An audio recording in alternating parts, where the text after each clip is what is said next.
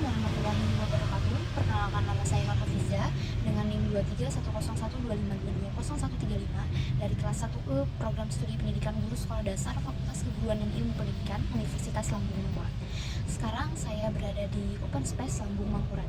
Di sini saya akan menjelaskan materi 1 sampai 11 mata kuliah Pancasila dengan dosen pengampu Bapak Dr. Andos Haji Matroyadi SHMPD dan juga Bapak Zaid Ahmad Fauzi SHMPD. Materi 1, Pancasila dalam konteks sejarah perjuangan bangsa. Yang pertama, pengertian Pancasila. Pengertian Pancasila dapat terdiri dari 3 hal. Yang pertama, pengertian Pancasila secara etimologis. Pancasila dengan vokal I pendek memiliki makna leksikal berbatu sandi 5 atau secara harfiah dasar yang memiliki 5 unsur, 5 aturan tingkah laku yang penting. Yang kedua, pengertian Pancasila sebagai historis. Artinya perumusan Pancasila sebagai dasar negara tidak terlepas dari sejarah perjuangan bangsa Indonesia. Yang ketiga, pengertian Pancasila sebagai terminologis. Pancasila yang berartikan 5 prinsip dasar. Artinya segala sesuatu yang dibuat harus berdasarkan Pancasila. Contohnya, atau misalnya, seperti pada tanggal 18 Agustus 1945, Undang-Undang Dasar 1945 disahkan oleh PPKI. Dalam Undang-Undang 1945 ini, pada bagian pembukaan tercantum rumusan B. Nilai-nilai Pancasila yang terkandung pada zaman Kutai sampai zaman penjajahan Jepang. Yang pertama, zaman Kutai. Nilai Pancasila yang terkandung yakni sistem nilai tentang kebaikan sesama di kalangan masyarakat, kaum bangsawan, dan orang biasa atau kerajaan. Artinya pada zaman ini tidak membeda-bedakan antara orang masyarakat kaum ekonomi rendah ataupun yang tinggi. Yang kedua, dipimpin oleh Raja Mula Warman yang bijaksana, mengayomi dan mensejahterakan rakyatnya. Ketiga adalah kehidupan dalam harmonis karena menerapkan nilai-nilai baik yang ditetapkan oleh raja. Keempat, yakni kebebasan masyarakat dalam berperilaku hidup seperti beribadah, bekerja, dan membayar pajak atau pay tax yang digunakan untuk kepentingan masyarakat. Yang kedua, zaman Sriwijaya. Pada zaman ini pengelolaan sistem ketatanegaraan tidak dapat dipisahkan dari nilai-nilai ketuhanan. Contohnya pembangunan asrama, bangunan suci, dan pembuatan patung.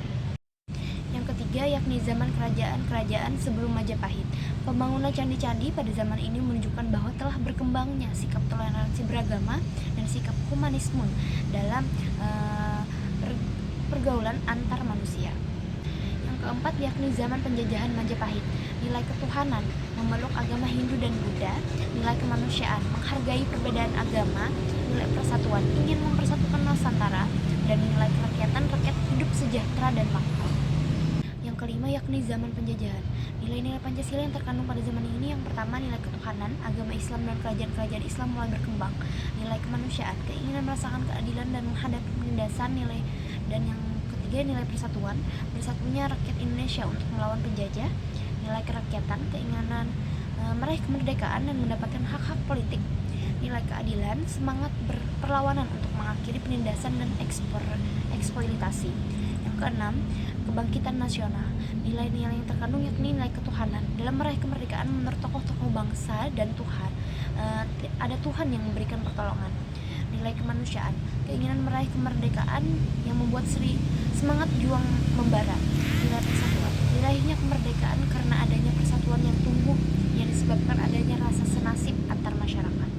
Yang selanjutnya adalah zaman penjajahan Jepang. Nilai-nilai Pancasila pada masa ini dipupuk dari Sumpah Pemuda, khususnya nilai solidaritas, demokrasi, kemerdekaan, dan keadilan sosial suatu bangsa yang ingin merdeka. Materi 2, yakni tentang proses perumusan Pancasila. Yang pertama, pada sidang BPUPKI pertama pada tanggal 29 Mei sampai 1 Juni 1945. Dalam sidang ini ada 3 tokoh yang memberikan usulan dalam pidatonya, yakni yang pertama Mr. Muhyamin pada tanggal 29 Mei 1945. Beliau masih menyampur adukan antara dasar negara, bentuk negara, peradaban, serta tujuan kemerdekaan. Kedua, ada Profesor Dr. Suepomo pada tanggal 31 Mei 1946. Beliau menekankan mengenai prinsip dasar negara atau filosofis Grundslag, karakteristik negara persatuan atau paham integralistik. Yang ketiga adalah Insinyur Soekarno pada tanggal 1 Juni 1945. Beliau mengusulkan mengenai 5 prinsip atau yang kita kenal dengan Pancasila sebagai dasar negara. B. Sidang BPUPKI kedua pada tanggal 10 sampai 16 Juni 1945. Pembentukan Panitia 9 pada tanggal 10 Juni 1945. PPKI menyetujui rancangan problem yang dibuat oleh Panitia 9. Rancangan ini dikenal sebagai pembukaan Undang-Undang Dasar 1945. Selanjutnya B. Sidang BPOPKI kedua pada tanggal 10 sampai 16 Juni 1945. Pembentukan Panitia 9 pada tanggal 10 Juni 1945. PPKI menyetujui rancangan preambel yang dibuat oleh Panitia 9. Rancangan ini dikenal sebagai pembukaan UUD 1945. Pada tanggal 10 Juni diambil keputusan bentuk negara. Pada tanggal 11 Juni 1945 diambil keputusan mengenai luas negara baru. Pada tanggal 14 Juni 1945 menyusun Undang-Undang Dasar. A. Proklamasi Kemerdekaan pada tanggal 17 Agustus 1945. Kemerdekaan Indonesia dijamin oleh Laksamana Maida. Proklamasi dirumuskan oleh Insinyur Soekarno, Muhammad Hatta, dan Ahmad Subarjo. Proklamasi diketik oleh Sayuti Malik di rumah Laksamana Maida. Bendera merah putih pertama dijahit oleh Fatmawati, istri ketiga Soekarno. Proklamasi dibacakan di halaman rumah Insinyur Soekarno. B. Sidang PPKI. Pada tanggal 18 Agustus 1945, sidang pertama PPKI dihadiri 27 orang dan menghasilkan keputusan sebagai berikut. Yang pertama, mengesahkan Undang-Undang Dasar 1945. Piagam Jakarta sebagai pembukaan Undang-Undang Dasar 1945. Yang kedua, memilih presiden dan wakil presiden pertama. C. Untuk sementara, waktu pendudukan kota diteruskan seperti sekarang. Dan yang D, dibentuknya 12 departemen. Sidang PPKI ketiga tanggal 20 Agustus 1945 membahas agenda tentang Badan Penolong Korban Perang dan menghasilkan 8 pasal. Salah satunya pasal 2 yang membentuk Badan Keamanan Rakyat atau BKR. Sidang PPKI keempat pada tanggal 21 Agustus 1945 membahas tentang Komite Nasional Partai Nasional Indonesia yang pusat kedudukannya di Jakarta. Pancasila pada masa setelah proklamasi. Penerapan Pancasila pada awal masa kemerdekaan berlangsung sejak tahun 1945 hingga tahun 1959. Ada 5 upaya yang dilakukan untuk menggantikan Pancasila dan berhasil digagalkan. Yang pertama yaitu pemberontakan PKI, Partai Komunis Indonesia, yang ingin mendirikan negara Soviet Indonesia yang berideologi komunis. Yang kedua yakni pemberontakan Darul Islam atau Tentara Islam Indonesia atau DITII, tujuannya untuk menggantikan Pancasila sebagai negara dengan syariat Islam. Yang ketiga yakni pemberontakan Republik Maluku Selatan atau RMS untuk membentuk negara sendiri yang didirikan pada tanggal 25 April 1950. Yang keempat yakni pemberontakan Pemerintahan Revolusioner Republik Indonesia atau PRRI atau Perjuangan Rakyat Semesta atau Permesta, tujuannya untuk mengkoreksi pemerintahan pusat yang dipimpin oleh Presiden Soekarno. Yang kelima yakni pemberontakan Angkatan Perang Ratu Adil atau APRA untuk mempertahankan bentuk negara federal di Indonesia dan memiliki tentara sendiri bagi negara-negara ARIS. Pancasila pada masa setelah reformasi. Pada awal reformasi, Pancasila sempat menuai kontroversi, diremehkan dan diabaikan. Pada tahun 2010, nilai-nilai Pancasila mulai disosialisasikan kembali. Materi 3, Pancasila sebagai sistem filsafat. A. Pengertian filsafat. Filsafat adalah ilmu pengetahuan. Filsafat memberikan arahan atau sebagai acuan bagi ilmu-ilmu lainnya. B. Rumusan kesatuan sila-sila. Sebagai suatu sistem, Pancasila adalah suatu kesatuan, bagian-bagian yang saling berhubungan dan memiliki tujuan yang sama. Adapun kesatuan sila-sila Pancasila sebagai berikut. 1. Susunan kesatuan sila-sila Pancasila yang bersifat organis, saling berkaitan, saling berhubungan, bahkan saling mengkualifikasi. 2. Susunan kesatuan sila-sila Pancasila yang bersifat hierarkis dan berbentuk piramida. Sila yang berada di posisi atas menjadi dasar terhadap sila-sila yang posisinya ada di bawahnya. 3. Hubungan sila-sila Pancasila yang saling mengisi dan saling mengkualifikasi. C. Kesatuan sila-sila Pancasila sebagai suatu sistem filsafat. Yang pertama, dasar antropologis atau hakikat manusia. Yang kedua adalah dasar epistemologis atau pengetahuan. Dan yang ketiga adalah dasar aksiologis atau nilai. Pancasila sebagai dasar fundamental. Pancasila memiliki kedudukan tertinggi dalam tata urutan peraturan dan menjadi dasar bagi peraturan yang ada di bawahnya. Materi 4, Pancasila sebagai etika politik. A. Pengertian nilai-nilai, norma, dan moral. Pertama, pengertian nilai. Nilai adalah suatu yang berharga, keyakinan yang dipegang sedemikian rupa oleh seseorang dengan tuntunan hati nuraninya. Yang kedua, pengertian norma. Norma adalah suatu aturan yang harus dipatuhi oleh seseorang, baik dengan sesamanya maupun dengan lingkungannya. Yang ketiga adalah pengertian moral. Moral adalah ajaran tentang tingkah laku hidup yang baik berdasarkan pandangan hidup atau agama tertentu. B. Hierarki nilai. Hierarki nilai adalah serangkaian nilai baik yang lebih tinggi maupun lebih rendah, di mana susunan moral dan ideologis didirikan. C. Hubungan nilai, norma, dan moral. Semuanya berusaha mengarahkan manusia agar memiliki pola pikir, sikap, perilaku yang baik dalam hidup, bermasyarakat, berbangsa, dan bernegara. D. Etika politik. Etika politik adalah praktik pemberian nilai terhadap tindakan politik dengan berlandaskan etika. Etika politik Pancasila adalah suatu proses pengambilan keputusan dan kebijakan yang harus dijiwai oleh nilai-nilai Pancasila. Selanjutnya materi 5 mengenai pengertian asal mula Pancasila. A. Asal mula Pancasila. Ada 3. Yang pertama, asal mula langsung, yakni pembahasan menjelang dan sesudah proklamasi kemerdekaan. Yang kedua adalah asal mula tidak langsung.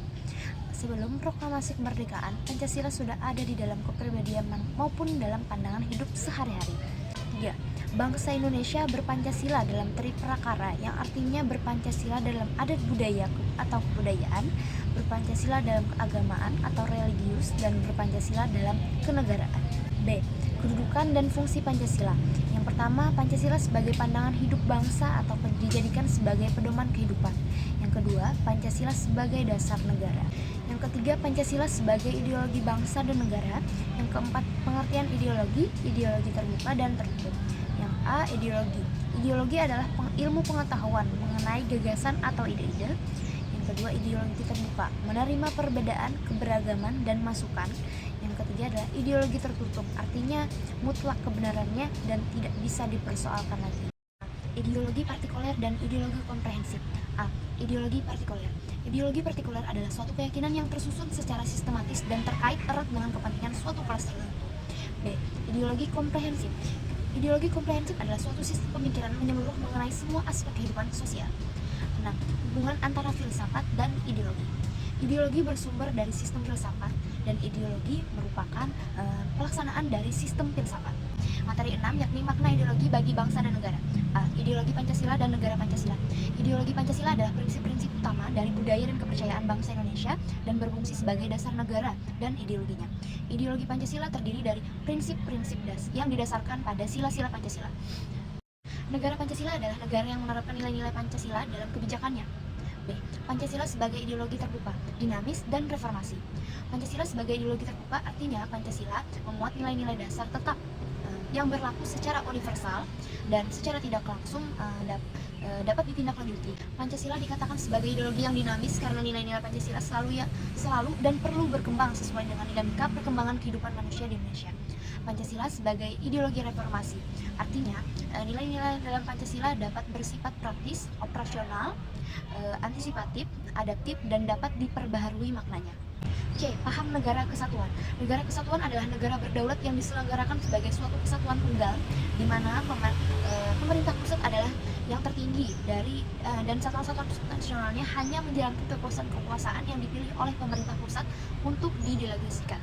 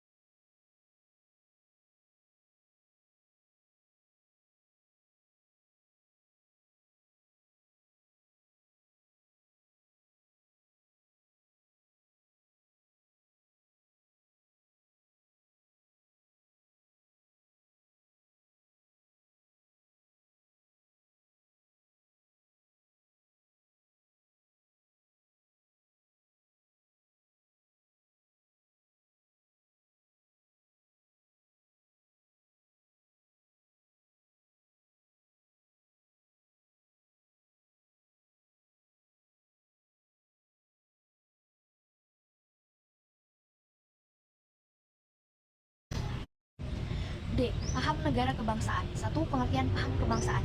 Paham kebangsaan atau nasionalisme merupakan pandangan, perasaan, wawasan, dan sikap perilaku suatu bangsa yang terjalin karena persamaan sejarah, nasib, dan sepenanggungan untuk hidup bersama-sama secara merdeka dan mandiri. 2. Tujuan dan ciri-ciri nasionalisme. Tujuan nasionalisme dalam kehidupan sehari-hari adalah untuk menumbuhkan dan meningkatkan rasa cinta suatu bangsa terhadap negara dan tanah airnya sendiri. Selain itu, nasionalisme juga berguna untuk membangun sebuah hubungan yang harmonis serta rukun antar masyarakat.